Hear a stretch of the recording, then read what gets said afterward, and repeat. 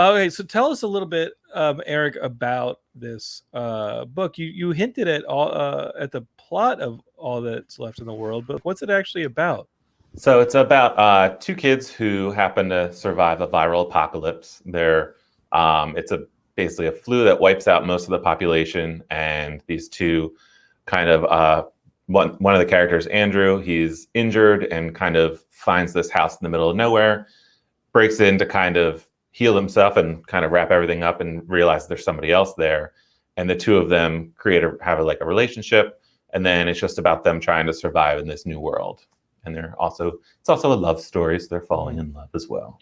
But you wouldn't describe your book as dystopian. You would describe it as barren. The world is kind of barren with some bad actors in it. Yeah.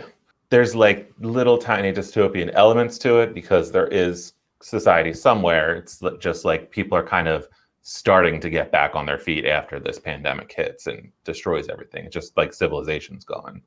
But you were writing this before we entered a pandemic. I mean, I don't know. I don't write books, but they seem like they take a long time. And actually, my book sold on March 13th, 2020, which wow. The Rudy Gobert game was March 12th. And I wrote the first draft of it in 2015. You caused this whole thing. Basically, no. I don't know. I mean, he seems to have like things line up, like let me hold on. Like my friend QAnon, he said that these things they seem to line up. No, you think it's a coincidence? Listen. I did some research on YouTube, Katie. I did my YouTube research. You should try doing some. I did my research, and it sounds like these dates all line up. And I don't know. I have to say, on he and Fauci, page 141, yes, the letter Q is on this page. So what did you hear what he just said? Did you hear what he just said, Erik J. Brown? Oh my God! You know and what there's a Q in queer, which it's a queer what? book. Do you see how it all lines up? Okay, I'm seeing the planets align. Everything, it's all happening right now, you guys. So, Eric, talk to me about how this came about. Because did you write this? What was the impetus for this? The inspiration for this? Was it the pandemic storyline, the loneliness? Was it the queer storyline as a love story? What parts inspired what? What was, was the queer storyline lead to a theme of loneliness that lent itself to a pandemic storyline? Or did the pandemic storyline be something? Was that a world you wanted to write about that lent itself to loneliness, lent itself to a queer love story?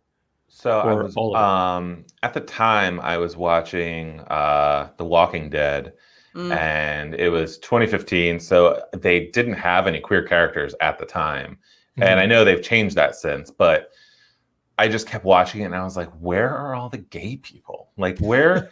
Why are all of these people cripplingly straight? Like, why is this?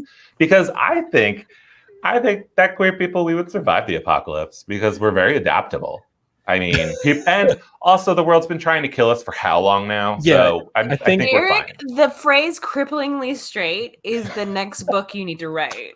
I love that so much. And it's like, listen, our next set of superheroes needs to be everybody on the spectrum and like not the crippling. The Walking Dead, everyone is cripplingly straight. I fucking love that that's so amazing. much.